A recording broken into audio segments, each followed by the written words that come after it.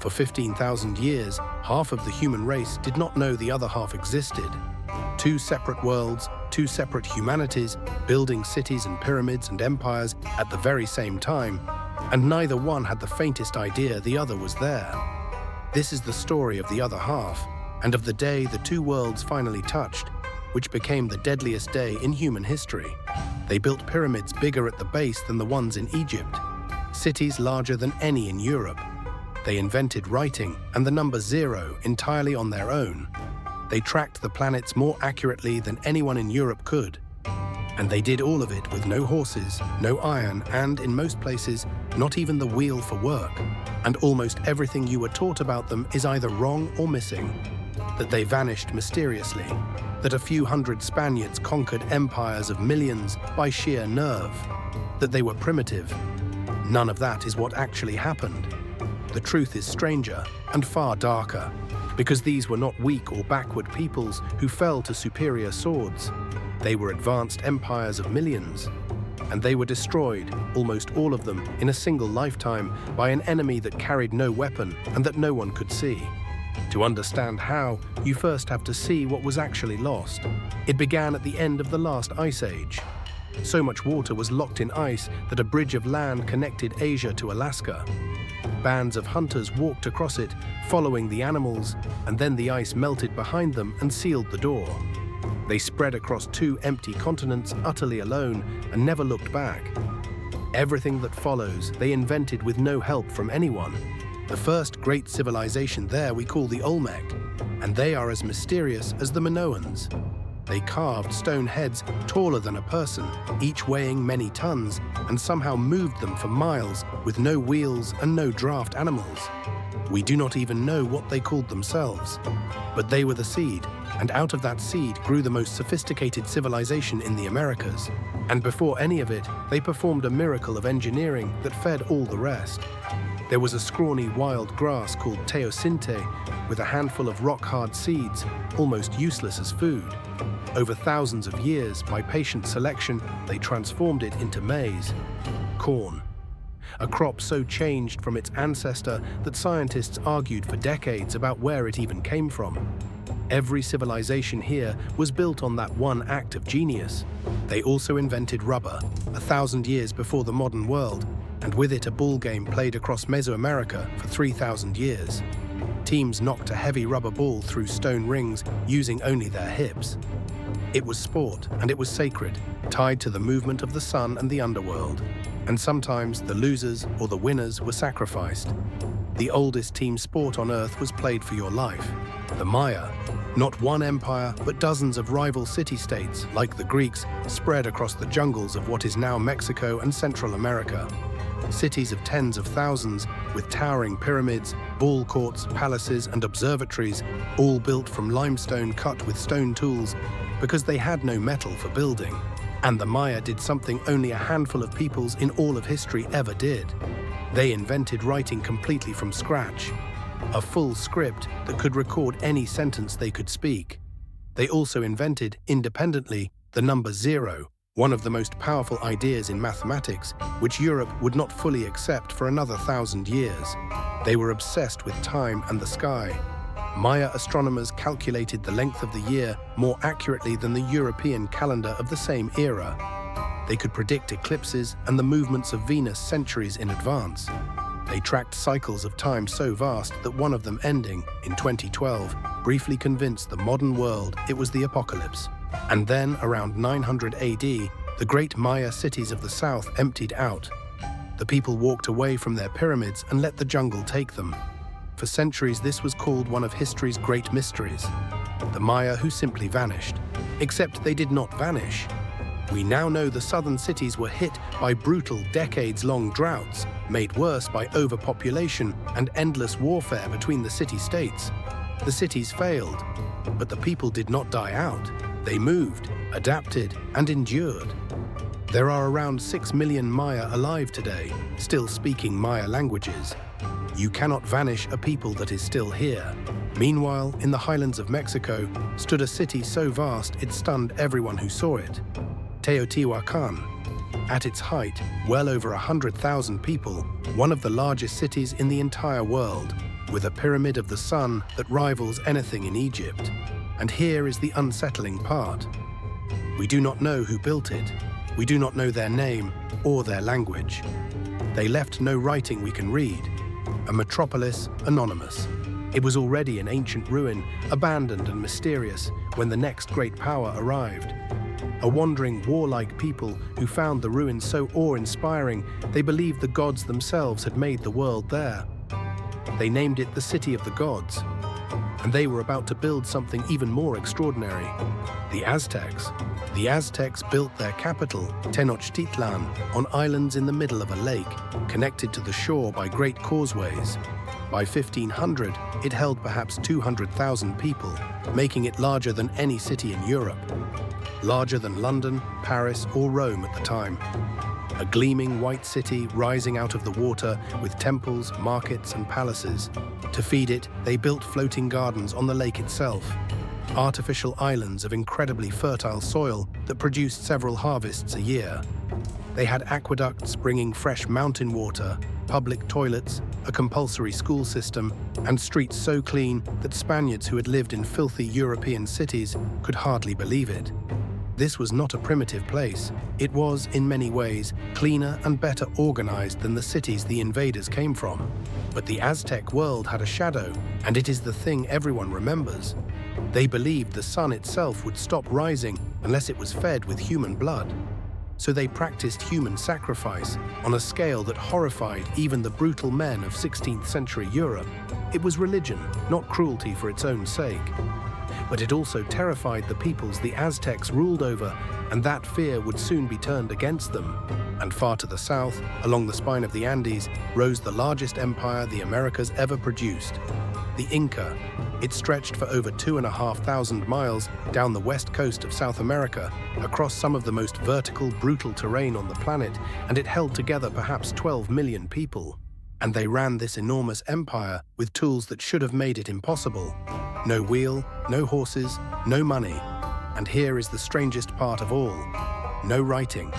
The Inca administered millions of people, tracked vast storehouses, and ran a postal system of running messengers across an entire empire without a written language. Instead, they recorded information in knots, bundles of colored, knotted strings called quipu, where the type of knot, its position, and the color of the cord all carried meaning. They could store numbers, census data, taxes, possibly even histories. We can read the numbers today. Much of the rest we still cannot. An empire's memory tied into string and half of it lost. Their stonework has never been equaled. They cut giant blocks of hard stone and fitted them together so precisely, without any mortar, that you cannot slide a knife blade between them. Their walls have survived 500 years of the world's worst earthquakes, standing perfectly, while the Spanish churches built on top of them have fallen down. And high in the clouds, they built Machu Picchu. And it was not only jungles and mountains. In the flat heart of North America, on the Mississippi River, stood a city called Cahokia. Around 1100 AD, it held perhaps 20,000 people, bigger than London at the time, centered on a colossal earthen pyramid, larger at its base than the Great Pyramid of Giza. A city in the middle of what is now the United States that almost no American has ever heard of. Cahokia was the heart of a whole civilization of city builders across eastern North America who raised tens of thousands of earthen mounds. Most were later flattened by farmers who refused to believe the ancestors of Native Americans could have built them and invented fantasies about a lost white race instead. An entire chapter of American history plowed under and denied. So picture the Americas around 1500. Two enormous empires, dozens of nations, tens of millions of people, sophisticated, organized, and utterly unaware of the other half of the planet. And then, out on the eastern horizon, sails appeared. The two worlds, separated for 15,000 years, were about to touch, and the touch would be catastrophic beyond anything in history. In 1519, a Spanish adventurer named Hernán Cortes landed on the coast of Mexico with about 500 men. 500, against an empire of millions. The story you were told is that Spanish steel, guns, and horses conquered the Aztecs through sheer boldness. That story is mostly a myth. Something else did the real killing. First, Cortes was not really leading 500 men. He allied with the many peoples the Aztecs had oppressed and sacrificed for generations, and marched on Tenochtitlan with tens of thousands of native warriors who wanted the Aztecs gone.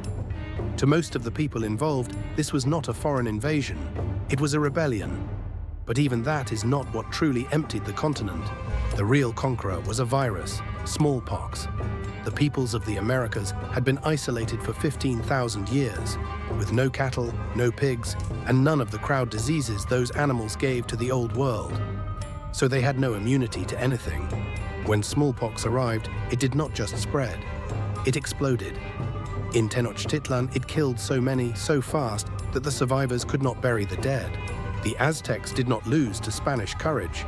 They lost because their emperor, their generals, their priests, and a huge part of their population were dead or dying of a disease they had never seen, while it left the Spanish, who had grown up with it, almost untouched. To the Aztecs, it looked like the gods themselves had turned against them. To us, it looks like biology. Then it happened again, in the south. Smallpox raced ahead of the Spanish faster than they could travel, carried person to person. By the time Francisco Pizarro reached the Inca with fewer than 200 men, the disease had already killed the Inca emperor and his chosen heir and thrown the empire into a civil war over the succession. Pizarro did not topple a mighty empire. He walked into the wreckage of one that plague had already broken. And this was not 2 cities. It was 2 continents. Wave after wave of diseases the Americas had never met. Smallpox, measles, influenza, swept from the Atlantic to the Pacific, often arriving before the Europeans themselves did. Whole nations died before they ever saw a white face. Historians call it the Great Dying, and its scale is almost impossible to hold in your mind. The best estimates are that within about a century of contact, somewhere around 90% of the population of the Americas was dead. Tens of millions of people. By some estimates, 1 in 5 human beings on the entire planet died. It is very likely the largest loss of human life as a share of the whole species in all of recorded history. And most people have never even heard of it. The dying was so vast that it may have changed the planet's climate. So many tens of millions of farmers died that their fields across 2 continents were swallowed back into forest. That enormous regrowth of trees pulled so much carbon out of the air that it likely helped cool the entire Earth, contributing to a period called the Little Ice Age. The death of the Americas was written into the ice and the trees of the whole world. And here is the final cruelty. Because so many died so fast, and mostly before Europeans arrived to see the cities at their height, the survivors and the newcomers looked out at a half-empty land of overgrown ruins and concluded it had always been a thin wilderness of scattered savages. The myth that the Americas were nearly empty was born from the very catastrophe that emptied them. So that is the answer to how empires of millions fell to a few hundred men. They did not really. They fell to a virus in the greatest and least remembered catastrophe in the history of our species. Not conquered, not primitive, not vanished. Struck down by an invisible thing no one at the time could even understand. And they are not gone. Tens of millions of their descendants are alive right now, speaking Maya, Nahuatl, and Quechua, the language of the Inca, farming the same terraces and telling the same stories.